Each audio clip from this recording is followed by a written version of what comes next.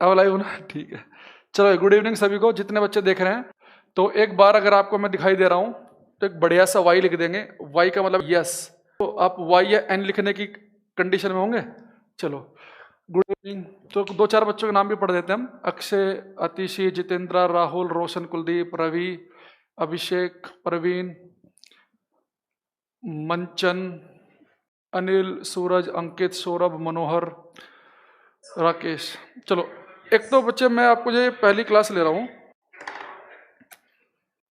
हाँ चलो ठीक है, सबका सही आ रहा है, लिखा आ रहा है, गुड। चलो एक बच्चे यहाँ पे एक चीज देखेंगे। एक जो मैं आपको क्लास बता रहा हूँ, पहले आपको मैं दो बातें बता देता हूँ। जो बच्चों का बहुत ही जर्नल क्वेश्चन रहता है क्लास में, एक तो आपका पहला क्वेश्चन ये होता है बच्चों का चलती हुई क्लास के अंदर कि सर मैं इस एग्जाम की प्रिपरेशन कर रहा हूँ तो क्या मेरे लिए बेनिफिशियल है कि नहीं है। तो यहाँ पे कुछ मैं एग्जाम के नाम लिख देता हूँ कि जिनको मैं ध्यान में रख के क्लास में पढ़ाऊंगा, जिन्हें मैं कवर करूंगा। ठीक है, एक बात तो मैं आपको ये बताऊंगा। दूसरी बात, आपको मैं सिलेबस बता देता हूँ कि कौन कौन से चैप्टर में इस क्लास के अंदर कवर करने वाला हूँ, दो बातें। और तीसरा एक दो रूल, फिर उसके बाद हम एक टॉपिक पाएंगे बढ़िया से। सर जय श्री राम बोल दो पहले। हाँ भाई चलो, सब बिल्कुल सही कह रहे हैं। आज के इस पावन मौके पर आपका बैच स्टार्ट हुआ है, आपको हमेशा याद रहेगा। तो कुलदीप जी कह रहे हैं कि जय श्री राम बोल रहे हैं सर, जय श्री राम सभी बच्चों को मेरी तरफ से।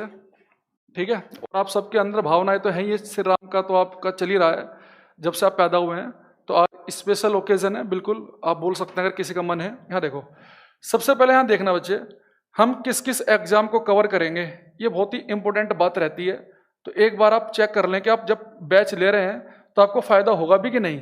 तो मैं आपको बता देता हूँ किस किस एग्जाम को मैं ध्यान में रखकर पढ़ाऊंगा। सबसे पहले एसएससी का बच्चे कोई भी एग्जाम हो, कोई सा भी एग्जाम, फॉर एग्जाम्पल स्टार्ट करते हैं हम। एमटीएस, ग्रुप डी, सीएचएसएल 10+2 वाला जो होता है, क्लर्क का जो पेपर होता है, CPO Delhi police sub inspector अगर आपको बनना है, सीएसएफ में जाना है, सीपीओ का पेपर होता है, सीजीएल अगर आपको इंस्पेक्टर बनना है। ठीक है, तो एसएससी का कोई भी एग्जाम हो, अगर मैंने नहीं लिखा तो एसएससी के सारे एग्जाम हम कवर करेंगे। दूसरा बच्चे, स्टेट पीसीएस, आप किसी भी स्टेट के एग्जाम की तैयारी कर रहे हैं, सब में लगभग सेम सा सिलेबस होता है।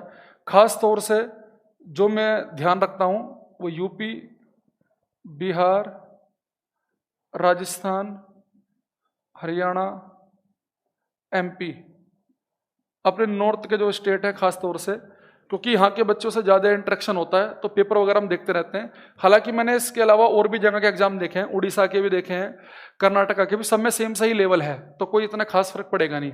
ठीक है, तीसरा रेलवे। रेलवे ने खैर बदतमीजी की हुई है, बच्चों से फॉर्म भरवा लिए हैं और पेपर अभी ले नहीं रहा। देखो पेपर कब तक हो इसका, अक्टूबर नवंबर तक की उम्मीद है। तो रेलवे का चाहे बच्चे आपका ग्रुप डी का एग्जाम हो,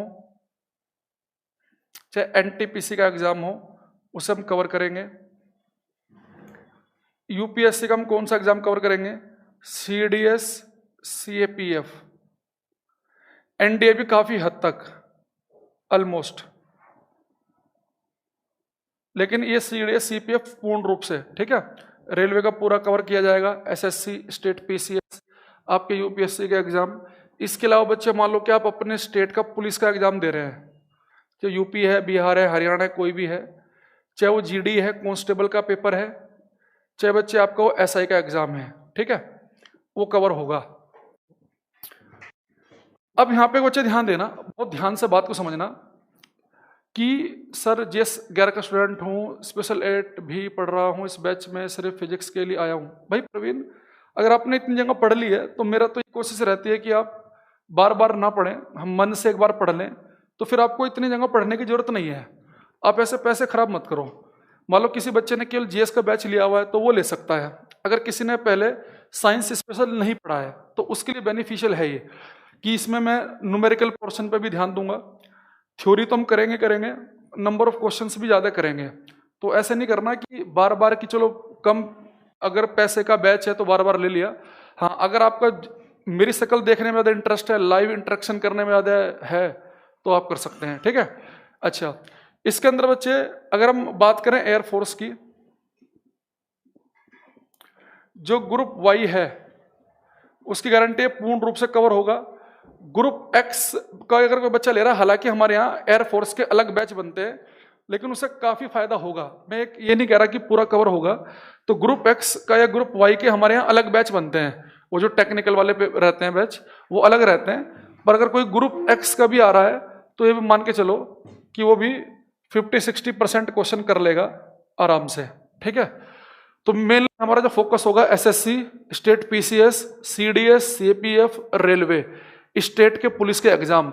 अच्छा, इसके अलावा एक काम और करना आप, मान लो मैंने किसी एग्जाम का नाम नहीं लिखा यहाँ पे, मान लो मैं किसी एग्जाम का नाम मैंने नहीं लिखा यहाँ पे, तो आप उसका प्रीवियस ईयर देखना।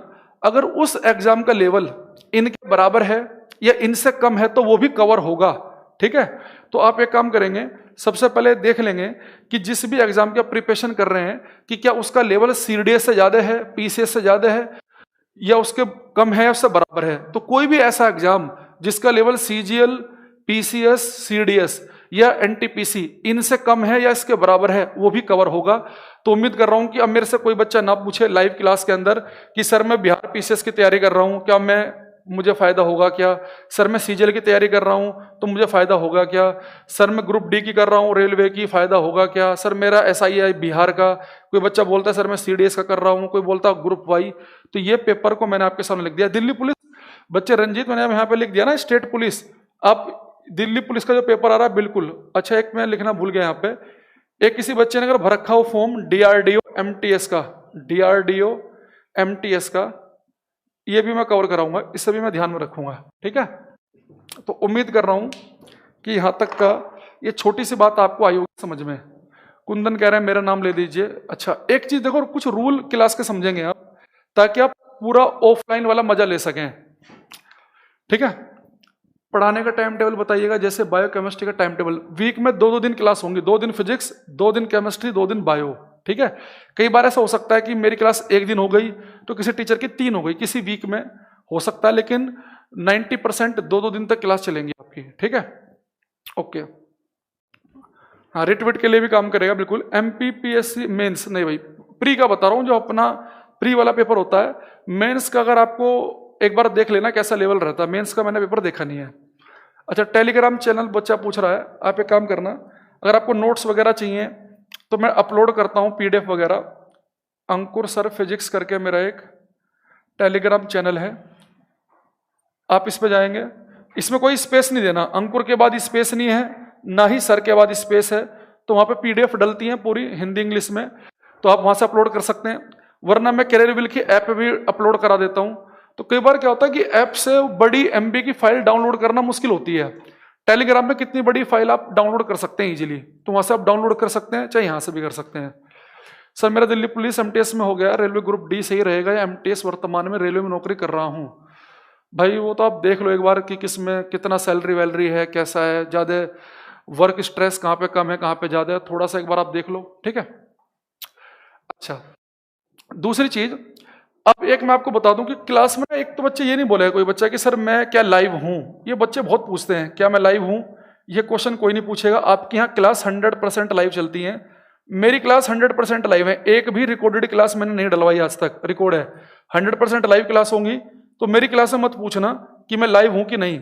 अगर क्लास का टाइमिंग जो डाला गया है उस पर क्लास है तो लाइव है। दूसरी चीज, एक बात आप और ध्यान रखेंगे, क्लास में कोई बच्चा ये नहीं कहेगा सर मेरा नाम ले लीजिए। अरे आपका नाम लेने से आपकी शक्ल नहीं दिखेगी किसी को, तो ये मत पूछना। आपका मैं नाम लूंगा खुद, कैसे? जो बच्चे पुराने, इन्हें पता है मेरी आदत है क्लास में, मैं क्वेश्चन पूछता हूं बच्चों से, हाँ भाई इसका आंसर बताओ, और मैं आपको ऑप्शन भी दूंगा। तो जो बच्चा सही नाम लेगा या गलत लेगा मैं उसका नाम बोलूंगा अपने आप से। तीसरा, चलती क्लास में आप डाउट ना पूछें, डाउट के लिए मैं आपको अलग से टाइम देता हूं कि हाँ भाई बताओ क्या दिक्कत है, अब बताओ, तो उसी समय पूछना, ठीक है। बाकी टाइम आप केवल तभी कमेंट करेंगे जब मैं क्वेश्चन पूछूंगा, आपको आंसर देंगे, बिल्कुल आपको ऑफलाइन वाली फीलिंग आएगी। टीचर क्वेश्चन पूछ रहा है, आप आंसर दे रहे हैं, आपका नाम लिया जाएगा, सारी बातें चलेंगी। जब मैं कहूंगा बताओ क्या दिक्कत है, डाउट तभी पूछना, क्लास में मजा आएगा, वरना क्लास का फ्लो खराब होगा, ठीक है। अब आगे बढ़ते हैं। अब मैं आपको जल्दी से सिलेबस बता देता हूं, फिर उसके बाद हम कोई टॉपिक उठा लेंगे, जो भी आप कहोगे उस चैप्टर से स्टार्ट कर देंगे, क्योंकि मुझे तो सारे चैप्टर ही पढ़ाने हैं, ठीक है।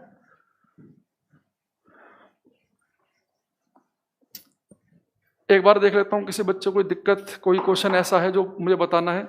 यूट्यूब चैनल कोई नहीं है भाई, कब तक हो जाएगा कंप्लीट? नेक्स्ट 3-4 मंथ में आराम से हो जाएगा। सर आप कमेंट पे फोकस मत करना प्लीज, मिश्रा जी कह रहे हैं, मैंने वो बता ही दिया है, कमेंट पे फोकस नहीं करेंगे, जब मेरा मन करेगा तभी देखेंगे। सर बहुत नाम सुना है आपका, जितेंद्र कह रहे हैं। अच्छा भाई चलो सर, कल भी देख लिया आपने, नाम ही सुना था अभी तक। सर क्लास बिलिंगुअल बाइलिंगुअल रहेगा क्या? हाँ, हिंदी इंग्लिश में बराबर पढ़ाता हूँ मैं, तो हिंदी इंग्लिश की दिक्कत मत लेना, बराबर सा होगा। हाँ 45 हो सकता है, तो थोड़ा बहुत एडजस्ट करना पड़ेगा।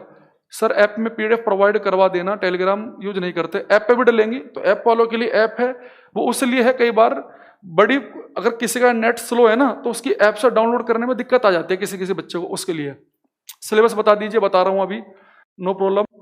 जय कह रहे सर थ्योरी भी पढ़ाई जाएगी, थ्योरी तो पढ़ाई जाएगी भाई, क्वेश्चन भी कराए जाएंगे साथ में।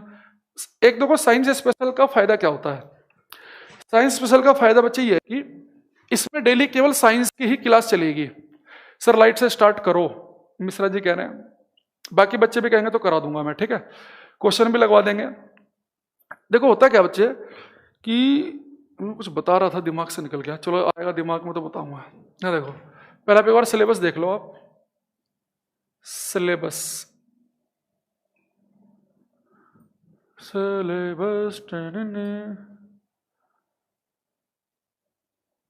मैं ऐसे चैप्टर लिख रहा हूं, जरूरी नहीं कि मैं उसी से स्टार्ट करूं, आगे पीछे हो सकते हैं, वो आपकी मर्जी है।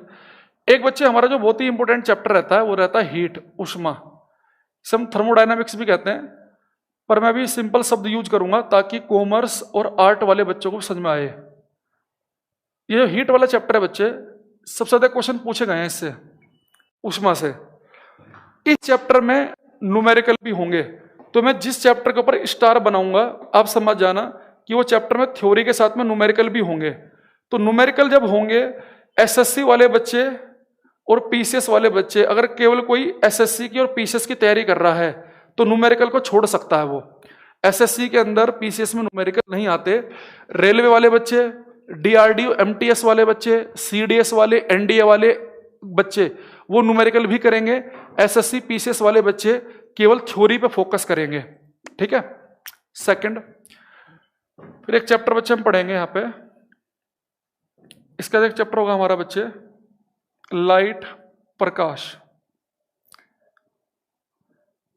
लाइट में बच्चे अगर आप ध्यान दें, यहां देखना, लाइट के अंदर, लाइट की खास बात क्या है कि इसे मैं 2 चैप्टर में डिवाइड करता हूं। एक चैप्टर के अंदर बच्चे हम क्या पढ़ेंगे, लाइट की प्रॉपर्टी, प्रकाश के गुण के बारे में, कि प्रकाश का परावर्तन, रिफ्लेक्शन, लाइट का रिफ्लेक्ट हो जाना, परावर्तित हो जाना। इसी के अंदर बच्चे हम बहुत सारे टॉपिक आएंगे, ये क्लास बहुत लंबी चलेगी, बहुत इंपॉर्टेंट चैप्टर में से एक है ये भी, लाइट वाला, ठीक है। इसके अंदर भी न्यूमेरिकल आएंगे, पर बहुत ज्यादा न्यूमेरिकल इसके अंदर नहीं बनते हैं। इसमें न्यूमेरिकल बनते हैं स्नेल्स लॉ, स्नेल के नियम से, या कुछ बनेंगे। एक चैप्टर आएगा इसी के अंदर लेंस एंड मिरर, इसके अंदर न्यूमेरिकल आएंगे, लेंस एंड मिरर्स। इसके अंदर मैंने स्टार बनाया डबल, यानी ज्यादा न्यूमेरिकल है, यहां भी ज्यादा न्यूमेरिकल आएंगे, यहां पर न्यूमेरिकल की संख्या कम रहेगी, ठीक है। एक बच्चे हम चैप्टर पढ़ेंगे इलेक्ट्रिसिटी एंड मैग्नेटिज्म, वैद्युत की और चुंबकत्व। इसमें थ्योरी और न्यूमेरिकल दोनों बराबर, ठीक है। तो जो रेलवे वाले बच्चे हैं इसके न्यूमेरिकल पर खास ध्यान देना, इलेक्ट्रिसिटी वाले चैप्टर के और हीट वाले चैप्टर के, इससे भी क्वेश्चन आए हुए हैं, हालांकि इसके क्वेश्चन तो सभी बच्चे ध्यान देंगे, ठीक है। तो जो थ्योरी वाला पार्ट है वो सबके लिए बराबर है, सबके लिए कॉमन है, चाहे एसएससी की तैयारी कर रहे हैं आप, दिल्ली पुलिस की तैयारी कर रहे हैं आप, हरियाणा के कलर के एग्जाम की तैयारी कर रहे हैं, थ्योरी वाला पार्ट सबके लिए बराबर है। न्यूमेरिकल वाला पार्ट केवल ध्यान रखेंगे, कौन कौन बच्चे, दोबारा सुन लो, एक तो सीडीएस वाले, एनडीए वाले बच्चे, रेलवे वाले, डीआरडीओ एमटीएस वाले, हरियाणा में भी न्यूमेरिकल आ जाते हैं, ठीक है। गुड इवनिंग, मैं आपसे पहले भी पढ़ चुका हूं, प्रणाम गुरुजी, विष्णु, ठीक है, प्रणाम। कितने घंटे क्लास होगी? 1.5 घंटे की क्लास होती है। फिर बच्चे हमारा एक अगला चैप्टर आएगा हीट, लाइट, इलेक्ट्रिसिटी। ये 3 चैप्टर के बाद में फिर हम मूव कर जाएंगे, एक चैप्टर होगा हमारा मैटर, पदार्थ। इस चैप्टर के अंदर बच्चे मैं आपको पता क्या पढ़ाऊंगा, इसके अंदर हम पढ़ेंगे जैसे कि बर्नौलीज थ्योरम, बर्नौली की प्रमेय। इसी के अंदर हम बच्चे हम पढ़ेंगे जैसे कि पास्कल्स लॉ, पास्कल का नियम, पास्कल का नियम, बर्नौली की प्रमेय, आर्किमिडीज प्रिंसिपल, आर्किमिडीज का सिद्धांत। इसी के अंदर बच्चे हम पढ़ेंगे सरफेस टेंशन, पृष्ठ तनाव। इस टाइप की जो चीजें ना, छोटी छोटी चीजें जो हैं वो सब इसी के अंदर कवर की जाएंगी। तो छोटे छोटे टॉपिक हैं इसमें, वो सब के सब इसी के अंदर कवर किए जाएंगे। ठीक है, तो जैसे मैंने बताया बर्नौलीज थ्योरम, बर्नौली की प्रमेय, पास्कल्स लॉ, इसके अंदर टोरिसली के बारे में बताऊंगा मैं आपको, आर्किमिडीज, पृष्ठ तनाव, बहुत सारी बातें आएंगी इस चैप्टर में। फिर बच्चे मूव करेंगे मोशन चैप्टर पे, जिसमें आजकल मैं 9th क्लास वाले बच्चों को पढ़ा रहा हूँ। ये जो 9th का हमारा बैच है यहाँ पे, मोशन चैप्टर। इसके अंदर बच्चे आप पढ़ेंगे जैसे कि थोड़ा बहुत स्पीड, वेलोसिटी, चाल, वेग, एक्सिलरेशन, त्वरण, इनके बारे में।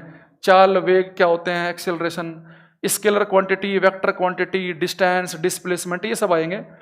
फिर जब आपको इनकी समझ हो जाएगी, फिर हम आएंगे न्यूटन्स लॉज ऑफ मोशन पे, न्यूटन के गति के नियम पे,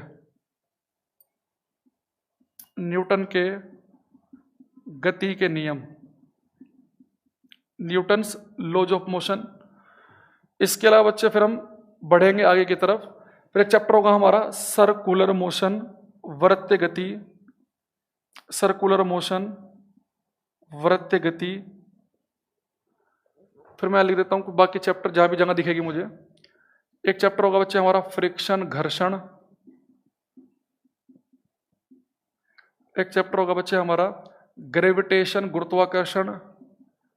इसमें न्यूमेरिकल भी आएंगे गुरुत्वाकर्षण वाले चैप्टर में। फ्रिक्शन वाले चैप्टर भी न्यूमेरिकल हैं, यहां से भी न्यूमेरिकल बनेंगे, कुछ ग्राफ के क्वेश्चन भी बनेंगे। फिर बच्चे ग्रेविटेशन के साथ में एक टॉपिक पढ़ाता हूं मैं, लिफ्ट, लिफ्ट से भी क्वेश्चन करेंगे हम, हरियाणा में न्यूमेरिकल भी आया था इससे। फिर मोस्ट इंपोर्टेंट चैप्टर जहां से न्यूमेरिकल हम ज्यादा पढ़ेंगे, work, power and energy, work, power and energy. इसे बच्चे हम बोलते हैं कार्य, शक्ति, ऊर्जा, कार्य, शक्ति, ऊर्जा। दिख रहा है सभी को? मैं अब गोल गोल बना देता हूं, फ्रिक्शन, ग्रेविटेशन, गुरुत्वाकर्षण, कार्य, शक्ति, ऊर्जा। ठीक है, एक यहां लिख देते हैं, कहां जगह दिख रही है, यहां पे लिख देते हैं। फिर हम पढ़ेंगे इसके अंदर हम आपका प्रोजेक्टाइल मोशन, प्रक्षेप्य गति, प्रोजेक्टाइल मोशन। सिलेबस लिख लेना भाई आप, जो चैप्टर होता है ना उसमें कट लगा लेना, ताकि आपको पूछना ना पड़े सर कितने चैप्टर बचे हैं। प्रोजेक्टाइल मोशन, प्रक्षेप्य गति, सैटेलाइट, उपग्रह। इसके अलावा बच्चे यहाँ पे एक चैप्टर हम पढ़ेंगे सैटेलाइट उपग्रह के बाद, यूनिट एंड डायमेंशन, यूनिट और विमाएं, यूनिट एंड डायमेंशंस। एक चैप्टर पढ़ेंगे बच्चे हम लीवर का, ये रेलवे के लिए इंपॉर्टेंट है, उत्तोलक, लीवर, उत्तोलक। दिख रहा है ऊपर लिखा हुआ है लीवर, उत्तोलक। ठीक है, और बाकी कुछ बच जाएगा तो आपको मैं बता दूंगा अलग से मैं। तो यहाँ पे एक बार ध्यान देंगे सब बच्चे। एक चैप्टर हमारा बड़ा हीट का है, लाइट, इलेक्ट्रिसिटी, मैग्नेटिज्म, 3। चौथा चैप्टर मैंने आपको बताया मैटर। फिर मोशन, न्यूटन के नियम, सर्कुलर मोशन। फिर इसके बाद बताया मैंने आपको friction, gravitation, work, power, energy, satellite, unit dimension, lever. सारी बातें हमें क्लास के अंदर पढ़नी है। प्रणाम सर, आप बहुत अच्छा पढ़ाते हैं, मैं 3 बैच परचेज पढ़ चुका हूँ, कुछ एक्स्ट्रा पढ़ाओगे तो बताइए, फिर से बैच ले लूँ। भाई ये तो तुमने बड़ा खतरनाक क्वेश्चन पूछ लिया। 3 से स्टार्ट करें या 1 से करें सर प्लीज? 3 से या 1 से? 3 से कर दें या 1? ठीक है, तो ये कुछ आपके बच्चे, और जो कुछ भी आपका बच जाएगा इसके अलावा, फिर एक मैं चैप्टर का नाम रखता हूँ मिसलेनियस, यानी विविध। तो मिसलेनियस में जो भी आपका बच जाएगा फिर हम उसके अंदर पढ़ेंगे विविध। ठीक है, अब देखो मैं किस चैप्टर से स्टार्ट सोच रहा हूं करने की आपकी क्लास में। आपके पास बच्चे एक तो ऑप्शन है हीट वाला चैप्टर, इससे कर सकते हैं। एक चैप्टर अपने पास में लाइट, प्रकाश, इससे कर सकते हैं।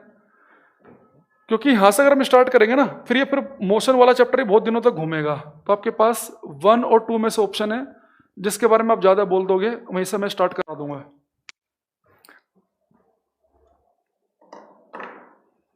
प्रणाम गुरुजी, सर लाइट से स्टार्ट करा दो, 3, 1 से प्लीज। हीट करा दी सर, मैंने ओनली आपके लिए ही ये कोर्स खरीदा है। रंजीत कह रहे हैं सर यूनिट डायमेंशन से स्टार्ट कीजिए। नहीं, यूनिट और डायमेंशन सबसे लास्ट में। देखो यूनिट और डायमेंशन पढ़ने के लिए सिद्धार्थ भाई आपको सारे फॉर्मूले आने चाहिए। जैसे मैं आपसे कह दूं कि भाई आप मुझे मैग्नेटिक फील्ड का, चुंबकीय क्षेत्र का डायमेंशन विमा निकालो, तो आपको कोई फॉर्मूला पता होना चाहिए मैग्नेटिक फील्ड का। जैसे आपके फॉर्मूला होता है F = QVB sin थीटा। तो भाई मैग्नेटिज्म में जब ये फॉर्मूला पढ़ लेंगे ना तो V की बीमा निकालनी आसान होगी। तो आप कभी भी इस चैप्टर से स्टार्ट नहीं करेंगे, ये सबसे लास्ट चैप्टर होगा हमारा, सबसे आखिरी, या तो ये होगा सबसे लास्ट वाला। लीवर तो चलो जब आप होगे तब पढ़ा दूंगा मैं। लाइट से कर दीजिए, एक से लाइट से एक कौन सा है, हीट। लाइट से कर दीजिए एक, हीट हीट लाइट हीट, एक से ही करो। एक बच्चे एक बारी कमेंट करो भाई, रंजीत भाई ऐसा मत करो। ओके, तो लाइट और हीट में मुझे लग रहा है कि ये थोड़ा सा light light light heat. Ranjeet भाई तुमने ये हीट हीट लिख रखा है, मैं सोच रहा हीट के भी वो आ रहे हैं, लाइट चैप्टर के ज्यादा हैं, तो लाइट से स्टार्ट कर देते हैं सेकंड नंबर से, ठीक है। एक आपने इतने कमेंट कर दिया, मुझे लगा कि बराबर का कंपटीशन चल रहा है, तो लाइट से करते हैं, ठीक है। साइंस 4 बैच में भी शायद मैंने लाइट चैप्टर से पढ़ाया था, इससे पहले जो मेरा एक साइंस स्पेशल आया था, तो सेम इसी क्लास में करते हैं हम। लिखेंगे लाइट, प्रकाश।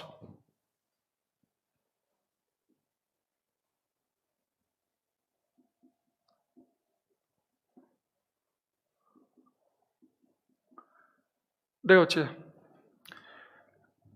लाइट वाला जो चैप्टर है हमारे पास में, इसे हमें पढ़ना है कॉम्पिटिटिव एग्जाम के हिसाब से, कोई हमें सब्जेक्टिव पेपर के हिसाब से नहीं पढ़ना। तो पेपर में रिलीवेंट क्या है ये बात आपको आनी बहुत जरूरी है। बहुत सारे लोग करते क्या है ना, पेपर को पढ़ते हैं कहानी की तरह, तो कहानी की तरह नहीं पढ़ना, बिल्कुल रिलेटिव जो भी चीजें हैं, जो भी रिलेवेंट बातें हैं वो हम पढ़ेंगे, ठीक है। अच्छा, इलेक्ट्रिसिटी भी करा देंगे भाई, कराने तो सारे चैप्टर ही हैं, कोई एक पहले हो जाएगा कोई एक बाद में हो जाएगा। अब इस लाइट चैप्टर में जो मैं शुरुआत करूंगा बहुत ही सिंपल टॉपिक से होगी, वो उसमें से बहुत सारी बातें आपको पता भी होंगी, लेकिन मैं धीरे धीरे उसके अंदर लेवल उठाऊंगा। जितनी बातें हमने पहले पढ़ी हैं और बैच में, कोशिश करेंगे मुझसे भी और एक्स्ट्रा क्वेश्चन इसके अंदर हम पढ़ें। तो जो बिल्कुल बेसिक बातें हैं वो तो कॉमन ही रहेंगी, तो पहले हम कुछ बातें पढ़ेंगे, सिंपल सिंपल बातें, फिर थोड़ा सा लेवल हम बढ़ाएंगे, ठीक है। सर साइंस स्पेशल बैच में पहले फिजिक्स केमिस्ट्री बायो क्या पढ़ाया जाएगा? तीनों साथ साथ चलेंगे, 2 दिन फिजिक्स 2 दिन केमिस्ट्री 2 दिन बायो, ठीक है। सर मेरे 1599 रुपये कट गए, बैच तो 699 का, भैया आपने 1599 कैसे कटवा लिया? चलो यहाँ देखो, सबसे पहले आप लिखेंगे, अब कोई बच्चा कमेंट मत करना भाई, अब पढ़ाई की बातें स्टार्ट हो गई तो मेरा फोकस केवल पढ़ाने पर रहेगा अब अगले 10 मिनट। तो हमारा फर्स्ट टॉपिक होगा बच्चे इसमें रिफ्लेक्शन ऑफ लाइट, प्रकाश का परावर्तन। रिफ्लेक्शन ऑफ लाइट, प्रकाश का परावर्तन। देखो अब लाइट जो है बच्चे, लाइट क्या एक प्रकार की एनर्जी है, लाइट क्या है, ए फॉर्म ऑफ एनर्जी, एक प्रकार की ऊर्जा है। तो लाइट जो है ये कई टाइप के काम करती है, उसमें से सबसे पहले यहाँ पे लिखा है रिफ्लेक्शन ऑफ लाइट, प्रकाश का परावर्तन। जैसे कि आपको एक बात पता है कि आपके हाथ में एक बॉल है, एक मान लो कि प्लास्टिक की बॉल है या कोस्को की, आप उसे छोड़ देना, टक से टकराएगी जमीन पे, टकरा के आपके पास वापस पकड़ लो, फिर टक से छोड़ी आपके पास वापस। तो आपको ये बात पता है बचपन से कि बॉल क्या कर रही है, लगातार रिफ्लेक्ट कर रही है, परावर्तित कर रही है, ठीक है। जैसे कि बॉल गई टकरा के वापस आई, तो इसे आप बोलेंगे कि बॉल रिफ्लेक्ट कर रही है, परावर्तित।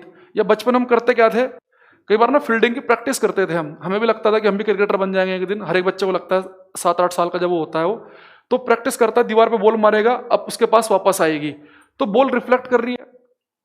यही काम बच्चे अगर लाइट कर दे तो किसका रिफ्लेक्शन हो जाएगा, लाइट का। लेकिन अगर आपको लाइट को रिफ्लेक्ट कराना है तो एक चीज ध्यान रखना कि अगर आपको लाइट को रिफ्लेक्ट कराना है तो आपको एक ऐसा सरफेस चाहिए, एक ऐसी सतह चाहिए जो बच्चे अपारदर्शी हो, जो कि ओपैक हो। आपको एक ओपैक सरफेस चाहिए। अपारदर्शी क्यों, आइए मैं बताऊंगा, यहां देखेंगे।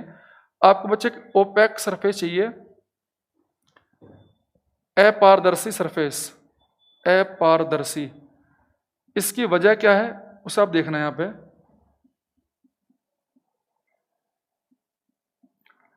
अगर बच्चे आपने टॉर्च ली और टॉर्च से आपकी लाइट ने निकलना शुरू किया और आपने उस लाइट को बच्चे पानी से गुजार दिया, तो पानी तो ट्रांसपेरेंट है, तो लाइट उसके अंदर घुस जाएगी, लाइट टकरा के वापस नहीं आएगी।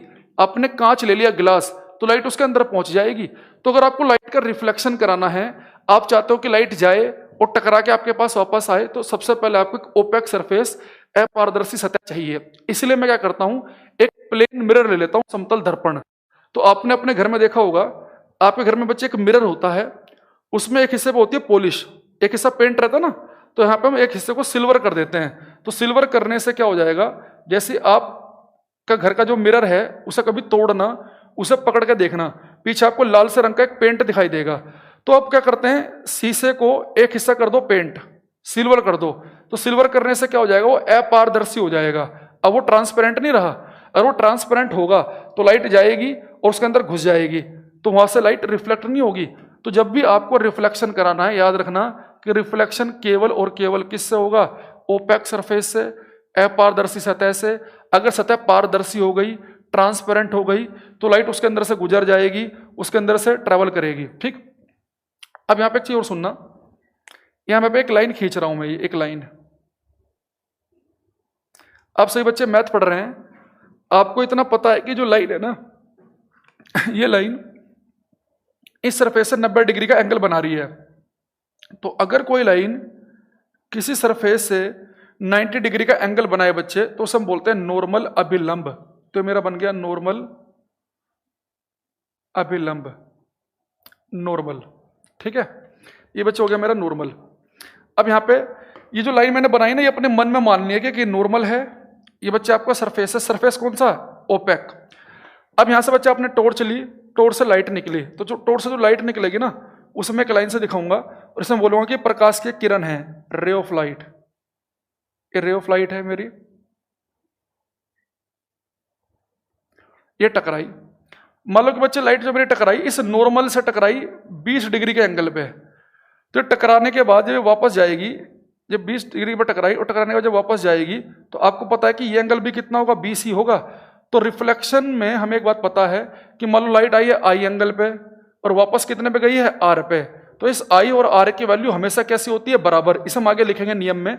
अभी अपना इतना ध्यान देंगे आप कि आपने ऐसा टॉर्च जलाई, टॉर्च से लाइट निकली, तो जो लाइट निकली मैं उसे एक लाइन से दिखा रहा हूं, इसका मतलब कि प्रकाश के किरण है, एक ये रे ऑफ लाइट है।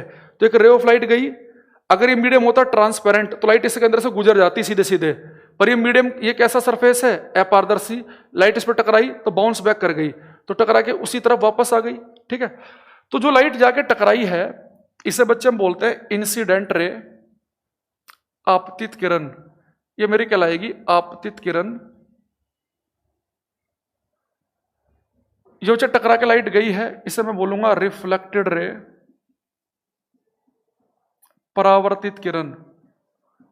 ये हो गई मेरी परावर्तित किरण। तो कौन सी रे है, इंसिडेंट, आपतित। ये कौन सी है, रिफ्लेक्टेड, परावर्तित। और ये बीच में क्या है, नॉर्मल। अब देखो सर, नॉर्मल की इंपोर्टेंस क्या, ध्यान रखना कि जो एंगल है ना आई और आर, ये एंगल हमेशा आई और आर हमेशा नॉर्मल से मेजर किए जाएंगे। पेपर में आपको गुमराह करेगा, वो आपको बोल देगा, ये एंगल दे देगा 25 डिग्री, तो आप मान लोगे कि आई की वैल्यू 25, आई की वैल्यू 25 नहीं है, ये पूरा पूरा 90 है, तो 90 में से आप 25 घटा देंगे, तो जो भी आपकी वैल्यू आएगी 65, वो यानी कि वो क्या होगा, आपकी आई की वैल्यू होगी। तो आई और आर की जो वैल्यू है वो मुझे नॉर्मल से मेजर करनी है। अगर मैं आपसे कह दूं कि ये एंगल मेरा 10 डिग्री है, तो आई की वैल्यू कितनी होगी, 80। समझ रहे हो बात को। अगर मैं आपसे बोल दूं कि ये वाला एंगल आपका बच्चे 30 डिग्री है, 30, तो कितना होगा, ये 60।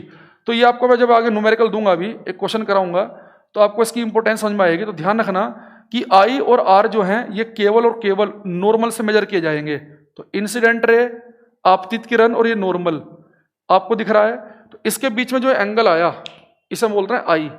तो आई को बच्चे मैं कहूंगा एंगल ऑफ इंसिडेंस, आपतन कोण। एंगल ऑफ इंसिडेंस, आपतन कोण। और जो नॉर्मल है बच्चों, और ये आपका रिफ्लेक्टेड रे है, ये परावर्तित किरण और नॉर्मल है, इसके बीच का जो बच्चे एंगल है, इसे बच्चे हम बोलेंगे angle of reflection, angle of reflection, परावर्तन कोण, परावर्तन कोण। तो उम्मीद कर रहा हूं कि यहां तक सबको पता होगा। ठीक है, ये सारी बातें आप सभी जानते हैं यहाँ तक कि सर जी विवेक सर को क्यों नहीं लिया गया एसएससी के लिए बैच हेल्पफुल रहेगा। भाई मैंने बता दी सारी बातें, यहाँ देखना। तो बच्चे मैंने कहा कि जब भी मैं बोलूंगा पेपर आपसे क्लास में, जब मैं क्वेश्चन दूंगा एंगल ऑफ इंसिडेंस आपतन कोण, आप समझ जाना कि मैंने आपको आई की बात की है। मैं बोलूंगा एंगल ऑफ रिफ्लेक्शन परावर्तन कोण, यानी किसकी बात की है बच्चों, मैंने आर की बात की है। ठीक है, तो यहाँ तक कि दो बातें आपने समझनी है, ये इंसिडेंट रे है, ये नॉर्मल है, ये आपका रिफ्लेक्टेड रे है, ये एंगल आपका आपतन कोण है, ये आपका परावर्तन कोण है। इतना हम सब जानते हैं। तो अब यहाँ पे हम एक पॉइंट लिखेंगे, अब लॉज ऑफ रिफ्लेक्शन परावर्तन के नियम। अब देखता हूं कितने बच्चों को पहले से कुछ बातें आती हैं, तो मुझे बताओ कि रिफ्लेक्शन का फर्स्ट लॉ क्या है, परावर्तन का पहला नियम, परावर्तन के नियम, लॉज ऑफ रिफ्लेक्शन परावर्तन के नियम। तो रिफ्लेक्शन का फर्स्ट लॉ बताइए क्या है।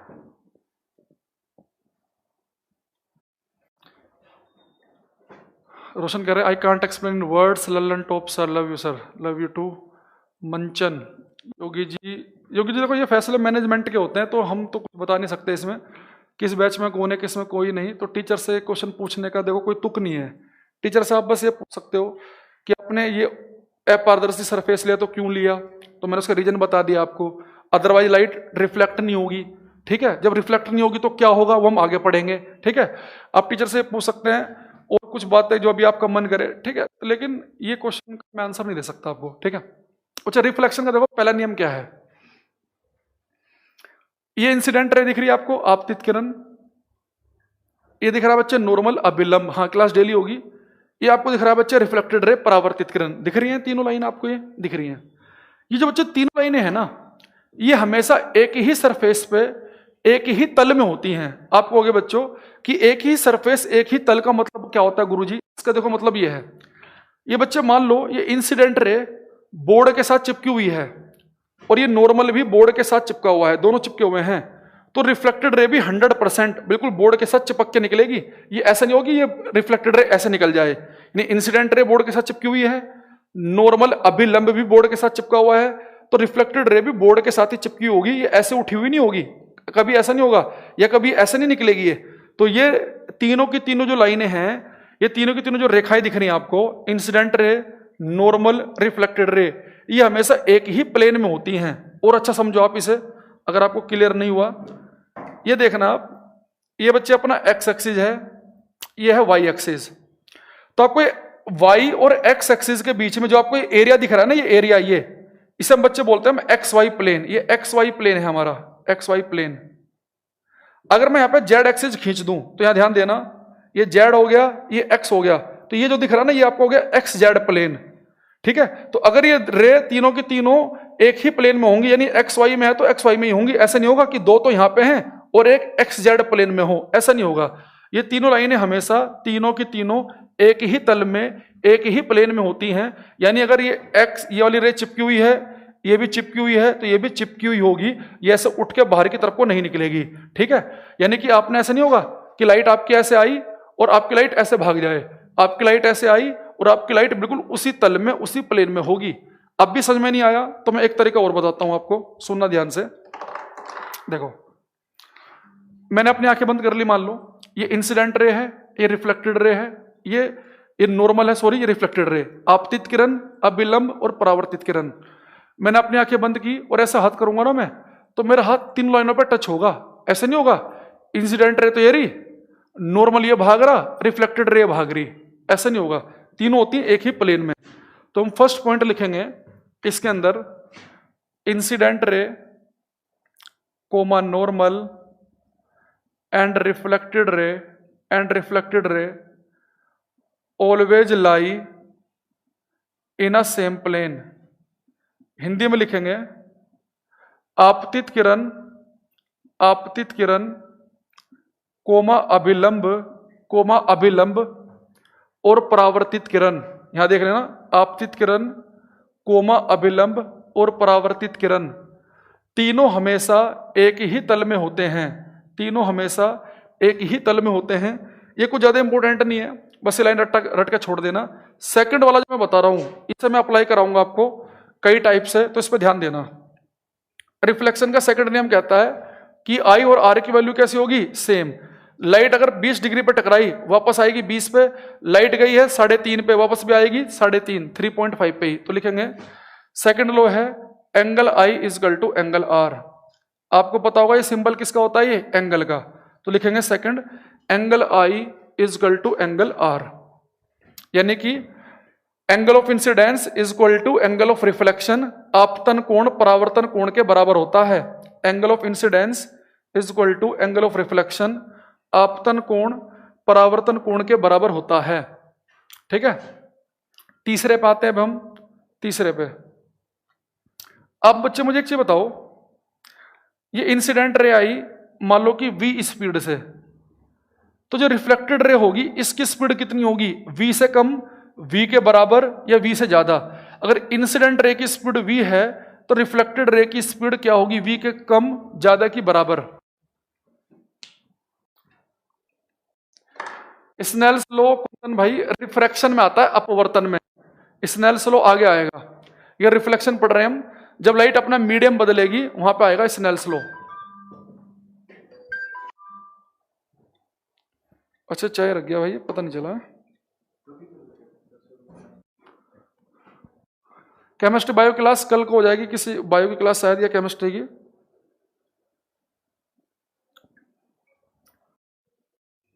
बच्चे एक चीज बताना, आपका सही का आंसर सबसे पहले दिया धर्मजीत ने, इनका आंसर बिल्कुल ठीक है। अमन, रोहित,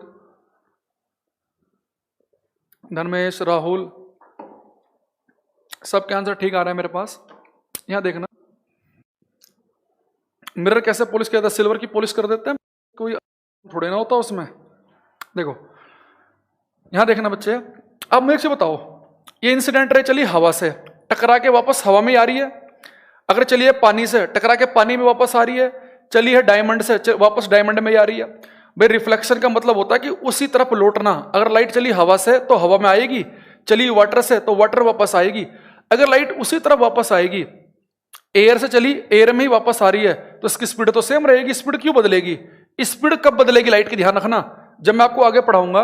अगर लाइट एयर से जाए वाटर में या वाटर से जाए डायमंड में, अगर लाइट मीडियम बदले तो लाइट की स्पीड बदलती है। अगर लाइट का मीडियम वही है तो लाइट की स्पीड सेम रहेगी। तो जो स्पीड इंसिडेंट रहेगी वही किसकी होगी, रिफ्लेक्टेड की। लेकिन इनकी स्पीड तो बच्चे होगी सेम, स्पीड इनकी चाल तो होगी सेम चाल, लेकिन इनकी वेलोसिटी वेग होगा डिफरेंट, वेलोसिटी होगी डिफरेंट, वेग होगा अलग। इंसिडेंट रे एंड रिफ्लेक्टेड रे both have same speed but different velocity. वो कैसे मैं समझाऊंगा, पहले आप लिखेंगे तीसरा नियम, इंसिडेंट रे एंड रिफ्लेक्टेड रे both have same speed but different velocities.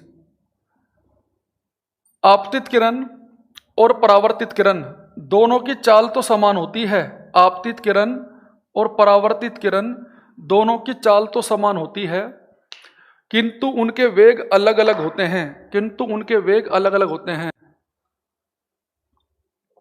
यह चैप्टर कंप्लीट होने के बाद वीडियो भी मिला करेगी क्या, सारे के सारे चैप्टर आपके मोबाइल में रहेंगे ऐप में, जब तक आपका बैच खत्म नहीं होगा।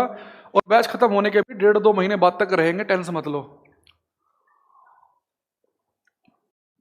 क्लास कितने दिन तक चलेगा, क्लास जब तक आपका बैच खत्म होगा 3-3.5 महीने तक तो चलेगा ही चलेगा।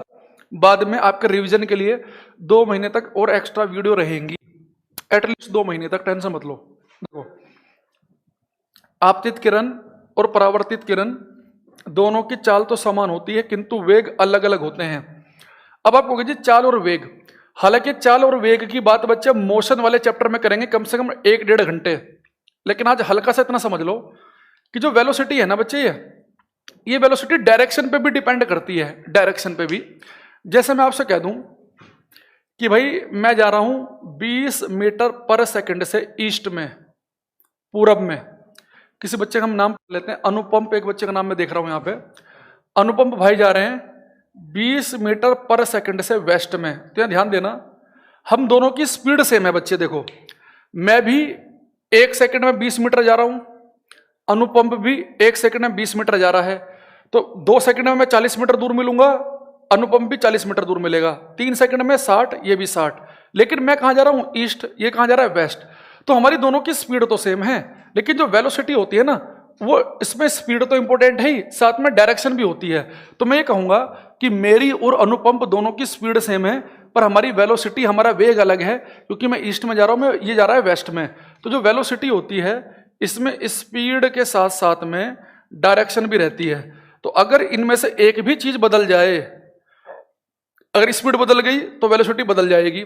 मान लो मेरी स्पीड होती 120, अनुपम की होती केवल 20, तो हमारी वेलोसिटी अलग अलग होती, लेकिन हमारी स्पीड तो सेम है पर डायरेक्शन अलग अलग है। तो वेलोसिटी या तो स्पीड बदल दो या डायरेक्शन बदल दो। अगर एक भी चीज बदल दी या दोनों ही बदल दो तो वेलोसिटी बदल जाएगी। अब ये इंसिडेंट रे की डायरेक्शन तो ये है, रिफ्लेक्टेड की डायरेक्शन ये है, तो इनमें क्या हो बच्चे? डायरेक्शन अलग अलग है। तो इंसिडेंट रे तो इधर को भाग रही है, इसकी डायरेक्शन तो ये है और इसकी डायरेक्शन ये है, तो इनकी वेलोसिटी अलग क्यों हुई? किसकी वजह से हुई?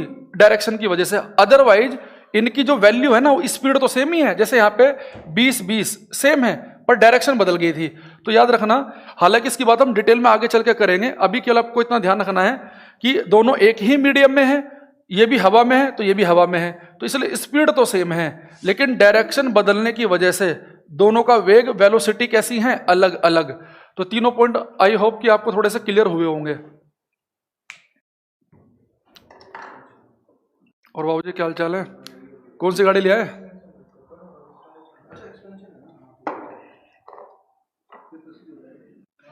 फिजिक्स कितनी क्लास में कंप्लीट हो जाएगा?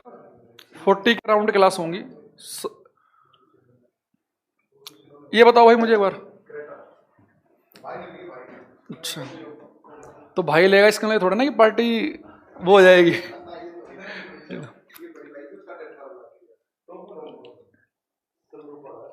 सनरूफ मूनरूफ सब है उसमें तो। चलो ओके, अब मैं यहाँ से आपको एक दो क्वेश्चन देता हूँ। अब आप ये क्वेश्चन करने शुरू करेंगे। यहाँ देखना सब बच्चे, एक बच्चे छोटा सा एक नियम आप और याद रखेंगे रिफ्लेक्शन का, जो हमें आगे बड़ा काम देगा। वो ये नियम ये है, जैसे आपको ये बच्चे मिरर है ये, और ये आपका नॉर्मल है, नॉर्मल अभिलंब। तो यहाँ पे एक चीज ध्यान रखना, ये इंसिडेंट रे थी आपकी, ये आपकी रिफ्लेक्टेड रे थी। तो आप इस बात को ध्यान रखना कि इंसिडेंट रे नॉर्मल के एक साइड होगी और रिफ्लेक्टेड रे होगी दूसरी साइड। कभी भी ऐसा नहीं होगा कि मान लो कि आपकी इंसिडेंट रे आई और ये ऐसे रिफ्लेक्ट हो जाए, यानी आपतित किरण भी नॉर्मल के इस तरफ है, परावर्तित भी इस तरफ है, नहीं ऐसा नहीं होगा। ये हालांकि नियम पढ़ाया नहीं जाता है, आप फिर भी ध्यान रखना है, काम आता है हमारे आगे चल के, कि इंसिडेंट रे और रिफ्लेक्टेड रे दोनों नॉर्मल से अपोजिट तरफ होंगे। अगर आपतित किरण इधर है तो परावर्तित किरण इस तरफ होगी, इंसिडेंट रे अगर इस साइड है तो रिफ्लेक्टेड रे होगी इस साइड। तो इस बात को ध्यान रखना है। मेरा कमेंट दिख रहा है क्या sir?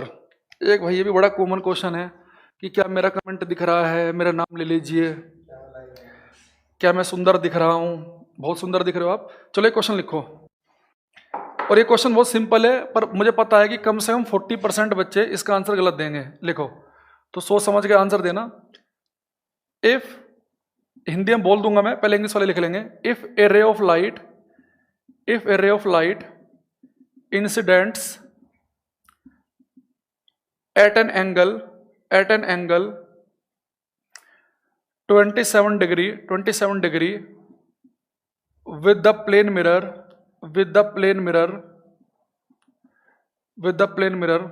comma find the angle between incident ray and reflected ray, find the angle between incident ray and reflected ray।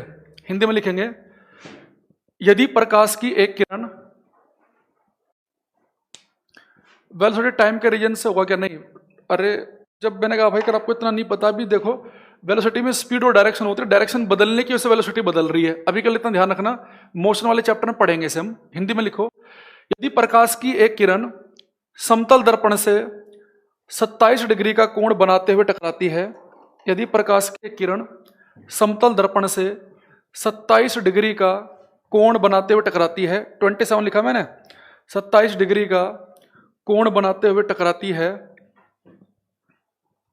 का कोण बनाते हुए टकराती है, टकराती है तो आपतित किरण और परावर्तित किरण के बीच का कोण ज्ञात कीजिए। तो आपतित किरण और परावर्तित किरण के बीच का कोण ज्ञात कीजिए। तो आपतित किरण और परावर्तित किरण के बीच का कोण ज्ञात कीजिए। रंजीत लिख रहे हैं 146, गलत हो गया। कुंदन जी 27, शिव 63, जिन्होंने 63 लिखा सबका गलत है। ये मुझे पता था कि बहुत सारे धुरंधर लिखेंगे। जिन बच्चों ने लिखा यहाँ पे 54, उनका तो गलत का भी गलत है। 126 आ रहा है कुछ बच्चों का, 54, 63, 27, ये 4-5 आंसर घूम रहे हैं। और बताओ, ये तुम्हें सबको पता है बचपन से कि आई आर की वैल्यू बराबर है, तब भी तुम ये क्वेश्चन गलत कर रहे हो। क्वेश्चन दोबारा पढ़ो और आंसर दो। अब देखो, ये एनटीपीसी क्वेश्चन है, सॉरी एनटीपीसी कह रहा हूं, ग्रुप डी का, लास्ट ईयर का। देखो, सबसे पहली गलती आप बच्चे क्या करते हो, आप केवल इतना पढ़ते हो कि एक लाइट इंसिडेंट हुई, टकराई, कितने एंगल पे, 27 डिग्री, बस आप भावुक हो गए। आपने क्या सोचा होगा कि आई की वैल्यू 27 है तो आर की भी कितनी होगी, 27। दोनों के बीच में पूछा उसने आपतित किरण और परावर्तित किरण, इंसिडेंट रे और रिफ्लेक्टेड रे के बीच का एंगल, आपने बोल दिया 54। ये हो गया गलत। क्यों? आप एक चीज देखो ना, ये 27 डिग्री का जो एंगल बनाया है ना, वो उसने बनाया प्लेन मिरर के साथ में, यानी 27 आपको उसने ये दिया है, ये दिया है 27। अब यहां पे आपको पूरा क्वेश्चन अब दोबारा करो। अगर ये 27 है तो आप सभी जानते हैं कि यहां तक का एंगल तो 90 था, तो 90 में से आप 27 को घटाएंगे तो आपको पता है बच्चे कितना बचेगा, 63। तो आपकी आई की वैल्यू आएगी 63। अगर आई 63 है तो आर भी कितना होगा, 63। तो इंसिडेंट रे, रिफ्लेक्टेड रे, दोनों के बीच का एंगल कितना हो गया, 126। तो आंसर है 126। 126, 126। आई बात समझ में? तो आपने क्वेश्चन को अगर मैं यहां पे लिख देता कि if A ray of light incident at an angle 27 degree with the normal, अगर मैं कह देता विद द नॉर्मल, तो फिर 27 आपका ये होता, 27 ये होता, फिर 54 बन जाता। लेकिन मैंने 27 दिया है मिरर के साथ में, तो मैंने आपको शुरू में ही कहा था कि पेपर में आपको गुमराह करेगा वो। 27 ये दे दिया तो ये आपने निकाल लिया 63, 63, 126। हाँ, अगर मैं आपको डायरेक्ट ये बोल देता कि एंगल ऑफ इंसिडेंस 27 है तो एंगल ऑफ इंसिडेंस आपतन कोण 27 है, तो मैं आपको डायरेक्ट आई की वैल्यू देता, आर की वैल्यू आपको मिल जाती, आप ये निकाल लेते। ठीक है सर, साइंस 4 में आप सही पढ़े हैं, क्वेश्चन भी बनता है सर। भाई क्वेश्चन बने इसलिए पढ़ाया गया आपको, नहीं बनता तो फिर अभी आप गाली दे रहे होते हैं हमें। चलो 153 भाई, अखलाक, आपका गलत है भाई, अखलाक भाई। एक तो इतना खतरनाक नाम रखा हुआ तुमने, पढ़ने में बहुत टाइम लग गया मुझे तो। चलो आगे देखते हैं दूसरा। अभी मैं कई टाइप के क्वेश्चन पूछूंगा आपसे इसमें, एक मिनट रुको ना। अभी देखो,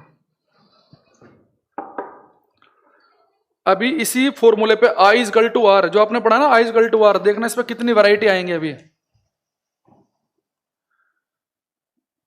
अरे गुरुजी मान जाओ, थोड़े से तो हो रहे भाई। ये हो गया नॉर्मल, ये है इंसिडेंट रे, ये है रिफ्लेक्टेड। पहली बार लाइव क्लास में, बहुत अच्छा लग रहा, बढ़िया।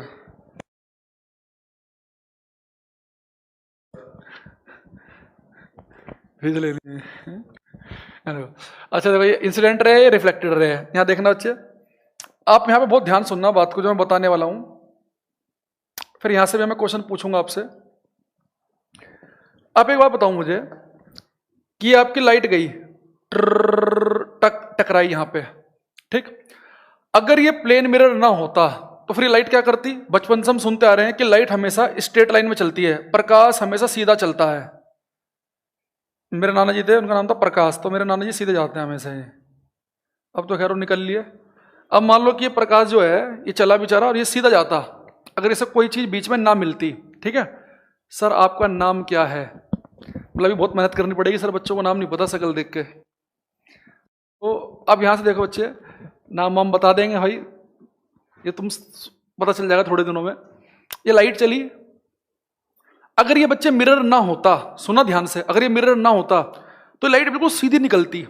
अब यहां से एक बात को समझो आप ध्यान से, कि इस लाइट को निकलना था सीधा, बिल्कुल सीधे सीधे ऐसे, लेकिन इस मिरर की वजह से टकरा के ऐसे निकल गई। तो यानी कि अपने मार्ग से, इसे जाना तो ऐसे था, ये जा ऐसे रही है, तो अपने मार्ग से इतना विचलित हो गई है, इतना डेविएट हो गई, तो इस एंगल को हम बोलते हैं एंगल ऑफ डेविएशन, विचलन कोण। इसे मैं लिखता हूं डेल्टा से। तो डेल्टा जो है ये, इसे हम बोलते हैं एंगल ऑफ डेविएशन। भाई आपको सोचो, यही तो डेविएशन है, जाना था ऐसे और ये चली गई ऐसे, इतना ही तो एंगल डेविएट हुई है ये, इसे हम बोलेंगे angle of deviation. Angle of deviation, इसे हम बोलेंगे विचलन कोण। अब यहां पे आप एक चीज ध्यान देना, सब बच्चों ने मैथ पढ़ा होगा, और आप तो यहाँ धुरंधर टीचर से मैथ पढ़ रहे हैं, ये तो आपने राकेश सर से पढ़ा होगा या गगन सर से या आदित्य सर, सभी से। तो आपको एक बात सबने बताई होगी, जैसे मान लो कि मैं आपसे बोल दूं ये मेरा एंगल है x, ये मेरा एंगल है y, ये मेरा एंगल है z, ये मेरा एंगल है मान लो कि t। तो आपको टीचर ने समझाया होगा कि किसी भी एक लाइन पे जितने एंगल बनते हैं ना, उनका सब 180 होता है। जैसे x plus y plus z plus t, इन सबका एंगल कितना होता है 180, पता है ना सभी को। तो यहां पे देखना, ये लाइन देखना, इस लाइन पे 3 एंगल हैं, आई, आर और डेल्टा। तो इनका सम भी कितना होगा बच्चे, आई प्लस आर प्लस डेल्टा का सम होगा 180 डिग्री। और आपको पता है कि आई आर की वैल्यू तो सेम ही होती है, तो मैं आर की जगह भी आई पुट कर सकता हूं। We know from law of reflection I is equal to R. तो 2i कितना हो गया, 2i कितना हो गया आपका, 2i प्लस डेल्टा हो गया 180। तो डेल्टा कितना हो गया आपका 180 माइनस 2i। तो आपको यहाँ पे ध्यान देना है, पेपर में आपको वो एंगल ऑफ इंसिडेंस दे देगा, आपतन कोण देगा, और आपसे विचलन कोण एंगल ऑफ डेविएशन पूछ लेगा। अच्छा, आप ये भी कर सकते हैं, इस फॉर्मूले को ये भी लिख सकते हैं आप, delta is equal to 180 minus 2r। क्यों? क्योंकि आई आर की वैल्यू सेम है, तो आप यहाँ पे आर भी पुट कर सकते हो। तो मैं उम्मीद कर रहा हूं कि सबको इतना पता है कि एक लाइन पर 3 एंगल हैं, आई आर डेल्टा, इन तीनों का सम कितना होगा 180। आई आर इक्वल होते हैं किससे, लॉ ऑफ रिफ्लेक्शन से। तो मैंने आर की जगह आई पुट कर दिया, तो कितना बन गया ये 2i, ये डेल्टा चल रहा था 2i चला गया उधर, तो 180 माइनस 2i। अब यहां से क्वेश्चन आप मुझे बताएंगे, फिर से क्वेश्चन है मेरा, इफ, उसी लैंग्वेज में लिख रहा हूं मैं, if A ray of light incident, if ray of light incidents at an angle 20 degree with the normal comma find the angle of deviation, find the angle of deviation। Hindi में लिखेंगे, यदि प्रकाश की एक किरण अभिलंब से, यदि प्रकाश की एक किरण अभिलंब से 20 डिग्री के कोण पर टकराती है, यदि प्रकाश की एक किरण अभिलंब से 20 डिग्री के कोण पर टकराती है, तो विचलन कोण ज्ञात कीजिए। इस बार अगर तुम्हारा गलत हुआ ना, तो अपनी चप्पल निकाल के सर पर रख लेना, इतनी बेइज्जती तो आप कर ही सकते हो अपनी। If A ray of light incident at an angle 20 degree with the normal find the angle of deviation. यदि प्रकाश की किरण अभिलंब से 20 डिग्री कोण पर टकराती है, तो विचलन कोण ज्ञात कीजिए। सबसे पहला आंसर आया हमारे पास में रोहित का, फिर सौरभ, फिर मंचन। इन सब का बिल्कुल सही है। इस बार तो बच्चे बेइज्जती करने से बच चुके हैं अपनी। आदित्य, रोशन करे क्लियर नहीं दिख रहा है, आपके नेट में दिक्कत होगी भाई, कोई 360 पे चल रहा है। आदित्य, ज्ञान, रंजीत, चंदन, सौरभ, अमित, प्रियंका, दिव्या, अतिशी, विशु, जगदीश, सबका बहुत बढ़िया। हाँ देखो, इस बार देखना बच्चे, उसने आपको एंगल दिया 20 डिग्री, पर चेक करो किसके साथ, नॉर्मल के साथ। तो नॉर्मल के साथ में लाइट टकराई 20 डिग्री पे, आप समझ गए कि इस बार तो साक्षात उसने आई की वैल्यू दे दी। मजा आ गया इस बार तो। इस बार तो उसने हमारे ऊपर बहुत बड़ा एहसान किया। यहां देखेंगे आपको उसने बच्चे इस बार दिया आई की वैल्यू डायरेक्ट दे दी 20, और आपसे पूछ लिया डेल्टा। क्या पूछा उसने, एंगल ऑफ डेविएशन, विचलन कोण। तो डेल्टा क्या होता है 180 माइनस 2i। तो यहां देखेंगे 180 माइनस 2 इंटू आई की वैल्यू 20, तो कितना जाएगा 140। तो डेल्टा आ गया 140। एक बच्चा लिख रहा 54, ये पुराने क्वेश्चन का आंसर दे रहा है शायद ये। अच्छा, इस बार मैंने ये नहीं दिया 20, कहीं आप सोचो कि 20 है तो 70 आएगा ये, तो 70 140 तो 40 ही बता दो कहीं आप। तो इस बार आपको आई की वैल्यू दी है सीधे सीधे, क्योंकि इस बार एंगल दे रखा है इससे। अब मैं एक छोटा सा क्वेश्चन आपसे पूछूंगा, उसका आंसर आप मुझे बताएंगे। बड़ा सुंदर प्यारा सुशील क्वेश्चन है, ठीक है, सुंदर भी है सुशील भी है। रिश्ता रिश्ता देखने जाओ तो लड़की के घर वाले सीधी यही बात बोलते हैं, हमारी लड़की सुंदर और सुशील है। तो ऐसे ये क्वेश्चन भी क्या है, सुंदर और सुशील। आजकल तो खैर लड़के भी सुंदर सुशील बताते हैं घर वाले, क्यों? सरकारी नौकरी नहीं है तो बताना पड़ेगा। अगर आपकी सरकारी नौकरी है, आप सुंदर सुशील नहीं भी हैं, तब भी ब्याह होने की पूरी संभावना है। ये देखो, ये अपने पास में बच्चे एक मिरर है। अब मुझे एक चीज बताओ, मैंने आपको ये तो बता दिया कि आपने नॉर्मल से एंगल लिया 10 डिग्री, लाइट जाएगी 10 पे, 40 पे जाएगी, 90 पे जाएगी। पर मेरा क्वेश्चन आपसे ये है, अगर कोई आपसे पूछ ले कि आपका मिरर है, ये मिरर,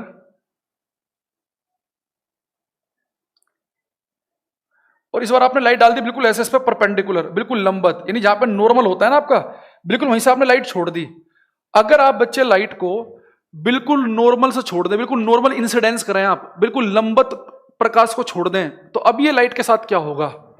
अगर ये लाइट नॉर्मल से 5 डिग्री का कोण बना रही होती तो 5 पे इधर निकल जाती, 2 डिग्री का बना रही होती 2 पे इधर निकल जाती, 5 का बना रही होती 5 पे निकल जाती, पर अब तो बिल्कुल ही परपेंडिकुलर है। तो अब क्या होगा? इसे हम बोलते हैं नॉर्मल इंसिडेंस। अगर नॉर्मल इंसिडेंस हो तो क्या होगा? अगर लंबवत आपतन हो तो क्या होगा?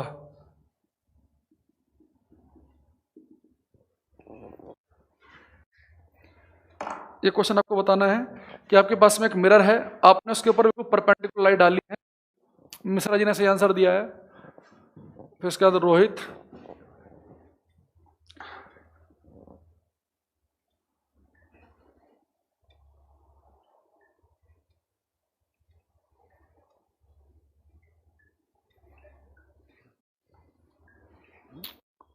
यस। देखो, अगर बच्चे लाइट बिल्कुल परपेंडिकुलर टकराएगी ना किसी मिरर पे, तो टकराकर उसी पाथ पे वापस लौट जाएगी।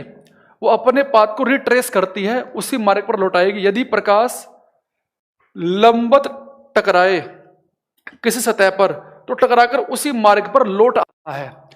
अब आप कहोगे जी, ये लौट आता उसी मार्ग पर, हमें कैसे पता चलेगा? देखो, अभी मैंने आपको एक चीज बताई थी कि एंगल ऑफ डेविएशन, विचलन कोण मैंने आपको बताया था, अगर आपको याद हो। एंगल ऑफ डेविएशन मैंने आपसे कहा था कितना होता है बच्चे? Delta is equal to 180 minus 2i, बताया था ना। और आपको ये पता है कि हम आई आर की वैल्यू जो है वो बच्चे नापते हैं नॉर्मल से। तो आपको पता है कि लाइट बिल्कुल परपेंडिकुलर हम डालेंगे, जहां पे नॉर्मल होता है वहीं से हम लाइट छोड़ रहे हैं, तो यानी आई की वैल्यू तो 0 हो गई। अगर मैं लाइट को छोड़ता नॉर्मल से 3 डिग्री पे, तो 3 डिग्री का आई की वैल्यू 3 होती, 50 पे छोड़ता तो 50 होती। लेकिन यहां तो लाइट मैंने कैसे छोड़ी है? बिल्कुल नॉर्मल वाली जगह से, तो आई की वैल्यू तो आपकी 0 हो गई। अगर आई आपकी 0 हो गया तो डेल्टा कितना हो गया? 180। यानी कि जो विचलन कोण है, जो एंगल ऑफ डेविएशन है, वो 180 होना चाहिए। और आपको पता है कि ये लाइन जा रही है और ये आ रही है, इनके बीच में एंगल 180 डिग्री का ही होता है। तो ये जो लाइट गई है और टकरा के उसी मार्ग पे वापस लौटेगी, तो इनके बीच में ये अपने मार्ग से कितना विचलित हुई? जाना था बिल्कुल ऐसे, ये ठीक 180 डिग्री पे वापस लौट आई। भाई 180 डिग्री ऐसे तो होगा? मैं आपसे कह दूं कि एक व्यक्ति जा रहा है, सीधा जा रहा है, बिल्कुल सीधा, उसे 180 डिग्री पे मुड़ना है, यानी कि उसे वापस आना है। 180 डिग्री का मतलब यह है 90 में मुड़ना है तो ऐसे मुड़ेगा, अगर वो राइट हैंड पे मुड़ रहा है, लेफ्ट हैंड में मुड़ेगा तो ऐसे मुड़ेगा। 180 का मतलब है कि वापस आना पड़ेगा। तो यहां पे आप एक देख सकते हैं इस वाले फॉर्मूले से कि आई की वैल्यू 0 थी। अगर आई की वैल्यू 0 है तो यानी कि विचलन कोण 180 डिग्री है, तो जो लाइट जा रही थी तो अपने मार्ग से कितना विचलित होगी? 180 डिग्री।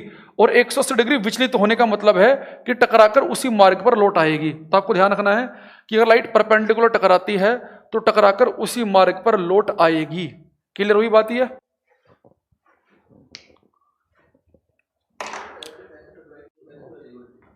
टकरा गया, डाइवर्ट नहीं होगी।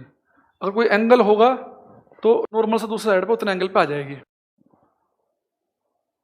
एक बच्चा कह रहा है चंद्रा उसी दिशा में चली जाएगी, उसी दिशा में नहीं चली जाएगी, उसी दिशा में वापस लौट आएगी। उसी दिशा में कैसे चलेगी? आगे तो मिरर है, तो मिरर ट्रांसपेरेंट तो है नहीं, ट्रांसपेरेंट होता तो चली जाती, ट्रांसपेरेंट नहीं है ना भाई, तो टकरा के वापस आएगी। चलो कोई नहीं, अभी मैं इसमें आपसे भी 1-2 बातें और पूछता हूँ। तो शायद आपको क्लैरिटी आए थोड़ी सी। यहाँ देखो, ओह शिट, पहले तो ये फोन करते हैं बंद। चलो एक क्वेश्चन देखो यहाँ पे ध्यान से। सर मेरा नाम नहीं आया, सबसे पहले आंसर दिया मैंने, विजय कुमार कह रहे हैं। ठीक है भाई, आपका नाम आ गया। सर आपका वेट कितना है? ये बहुत इंटरेस्टिंग क्वेश्चन है, पहली बार मैंने ऐसा क्वेश्चन फेस किया है। राठौड़ जी ने क्वेश्चन पूछा है। अब मैं चाह रहा हूँ बता दूं ताकि नजर लगे ना, तो मैं तो हल्का ही होना चाह रहा हूँ। अभी मैंने थोड़े दिन पहले वेट कराया था तो 95 kg आया था भाई। थोड़ी नजर वजर लगा दो, थोड़ा कम सा हो जाए। ठीक है, चलो यहाँ देखो। अच्छा एक चीज देखना इसमें, ये बताओ तुम मुझे, ये बच्चे अपने पास सर्कल है, ठीक है, सर्कल। और ये मान लो कि बच्चे मैंने क्या किया ये बच्चे अपना सेंटर है, सेंटर से एक लाइट चली। ये मान लो कि अपना मिरर है, यहाँ पे मिरर बना दिया मैंने, ऐसा गोल सा मिरर। ठीक, इतना हिस्सा मैंने मिरर ले लिया है। इसे मैं आगे पढ़ाऊंगा आपको। इसे हम कहते हैं कनकेव मिरर, अवतल दर्पण। पर ये आगे की बात है तो इसलिए ज्यादा मत पूछना इसके बारे में। तो मेरा क्वेश्चन आपसे ये है बच्चों, देखो ये यहाँ पे एक लाइट चली सेंटर से और जाके टकराई इस मिरर पे, तो इसके साथ क्या होगा? लाइट के साथ ये लाइट चली सेंटर से और जाके टकराई, इसके साथ क्या होगा? अब यहां देखो मैं बताता हूं आपको, यहां पर भी लाइट टकरा के ठीक वापस आ जाएगी। क्यों? उसकी देखो वजह यह है, आपने मैथ पढ़ा होगा, मैथ में टीचर ने आपको पढ़ाया होगा, ये सर्कल है, ये सेंटर है। तो सेंटर से जो भी लाइन जाके टकराएगी, और यहां पर आप एक स्पर्श रेखा, एक टेंजेंट खींच लेना, टेंजेंट स्पर्श रेखा। तो मैथ के टीचर ने आपको 20 बार बताया होगा कि सेंटर से कोई भी लाइन अगर आप डालेंगे ना टेंजेंट पे, तो 90 डिग्री का एंगल बनाती है। तो यहाँ पे एक चीज समझ गए आप कि सेंटर से जो लाइन जा रही है, ये लाइन कितना एंगल बनाएगी बच्चे? 90 डिग्री का। तो आप इसे मान सकते हैं कि नॉर्मल इंसिडेंस है ये, और नॉर्मल इंसिडेंस होगा तो लाइट टकरा के क्या आएगी? वापस। तो जब भी नॉर्मल इंसिडेंस हो, यहां तो आपको साफ साफ दिख रहा है कि नॉर्मल इंसिडेंस है, पर वहां पर आपको खुद सोचना पड़ेगा कि सेंटर से अगर कोई लाइन जाके टकराए किसी सर्कल के पार्ट पे, तो नॉर्मल की तरह काम करती है, क्योंकि वो भी 90 डिग्री का एंगल बनाती है। अगर मैं आपसे कह दूं ये सर्कल है, ये सेंटर है, यहाँ पे जाकर टकरा रहा है, तो आप ये मान लेना एंगल 90 डिग्री का है। ये एंगल भी कितना है? 90। ये एंगल भी कितना है? 90। ये एंगल भी कितना है? 90। क्योंकि सेंटर से जो भी लाइन जाकर टकराएगी, अगर वहां पर आप एक स्पर्श रेखा खींच लेंगे, एक टेंजेंट खींच लेंगे, तो 90 डिग्री का एंगल बनेगा दोनों के बीच में। तो इसलिए अगर ये 90 डिग्री का एंगल बनेगा, तो इसका मतलब क्या है कि लाइट नॉर्मली टकरा रही है, लंबवत टकरा रही है। लंबवत टकराने पर क्या होता है? उसी मार्ग पर लौट आती है। आई होप कि अब तो आपको क्लियर हो गया होगा, क्योंकि मैथ आप सब पढ़ रहे हैं तो आप जल्दी सीख गए होंगे इस बात को। ठीक है, चलो एक क्वेश्चन और बताओ। वो थोड़ा सा इससे इसी का भाई है, पर थोड़ा सा अलग भाई है, लेकिन जुड़वा भाई नहीं है, ऐसा समझ लो। देखो इस बार क्वेश्चन ये है बच्चे कि ये मेरा मिरर है। फिर से अगर मैं आपसे बोल दूं कि भाई नॉर्मल से आपने लाइट डाली ऐसे, इस बार मैं लाइट नॉर्मल नहीं डाल रहा, इस बार मैं लाइट यहां से डाल रहा हूं, बिल्कुल चिपकते हुए, ये चिपकते हुए लाइट। अगर लाइट बिल्कुल ही छूते हुए जाए मिरर से, तो अब इस लाइट के साथ क्या होगा ये बताओ। अगर कोई लाइट बिल्कुल छूते हुए जा रही है मिरर को, तो इसके साथ क्या होगा? नॉर्मल वाले केस में क्या हुआ था कि टकरा के वापस आ गई थी। अगर एंगल नॉर्मल से कुछ था तो उसी एंगल पे वापस आ गई थी। अगर छूते हुए जाएगी तो क्या होगा?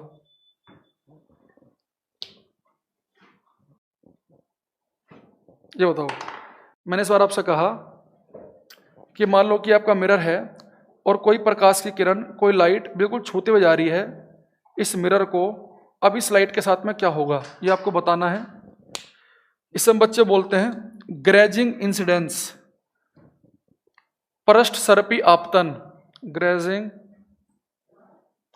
इंसिडेंस, पृष्ठ सर्पी आपतन। कितना सुंदर नाम है हिंदी में इसका, पृष्ठ सर्पी, नहीं पृष्ठ को छूते हुए जा रही है ये। मिश्रा जी, अंकित, सौरभ, इन सबका ठीक है। ब्रजेश कह रहे प्रणाम सर। प्रणाम भाई। सर प्लीज वापस समझाओ पहले वाला, वो मैंने समझा दिया था 2-3 बार, तो आप मैंने देखा नहीं, कमेंट आपको लेट देखा, आप समझ ही गए होंगे।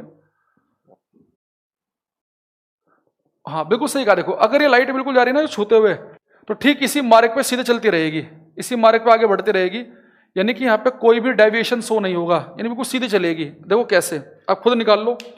आपको बच्चे पता है डेल्टा होता है 180 माइनस 2i, और आपको पता है कि अगर मैं इस वाले, अगर ये मिरर है, ये इसका नॉर्मल है, अगर लाइट बिल्कुल छूते हुए जा रही है तो आप समझ गए कि आई की वैल्यू कितनी है 90 डिग्री।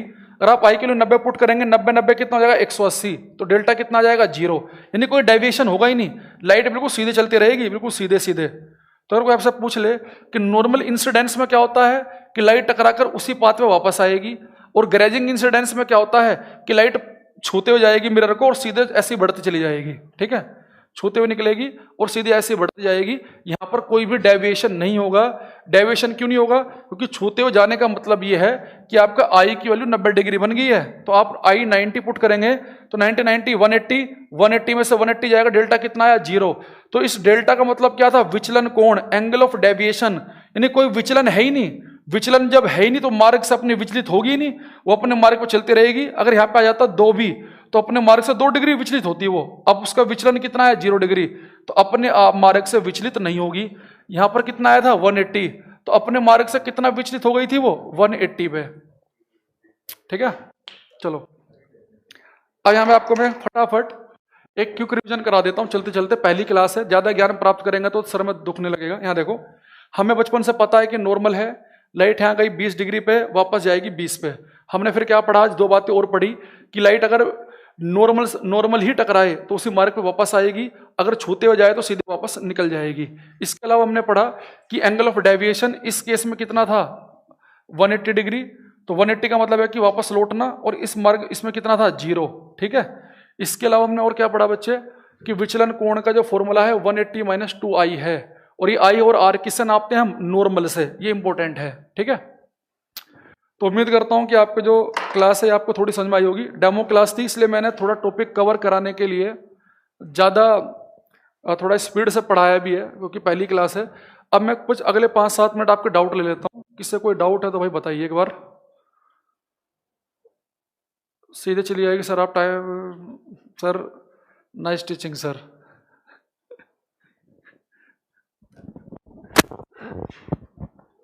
हाँ भाई लिखते रहो, मैं देख रहा हूं आपके कमेंट, कोई भी डाउट हो आपका।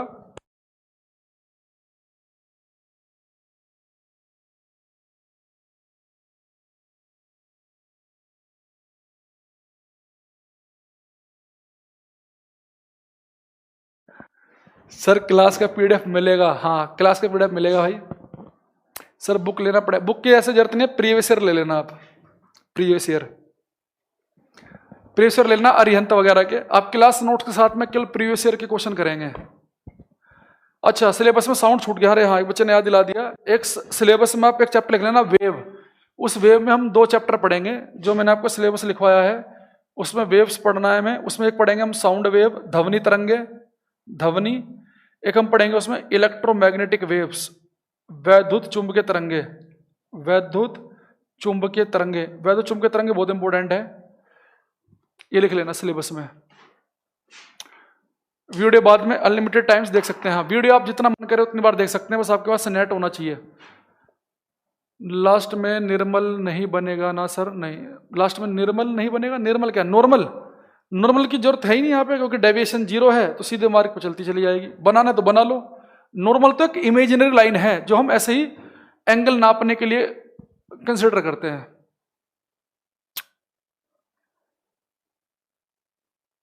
सर एक रिक्वेस्ट है, टॉपिक एक्सप्लेनेशन के टाइम कमेंट ना लिया करें, वो ब्रेक होता है। वो मैंने कोशिश कर रहा हूं कि ना लूं मैं।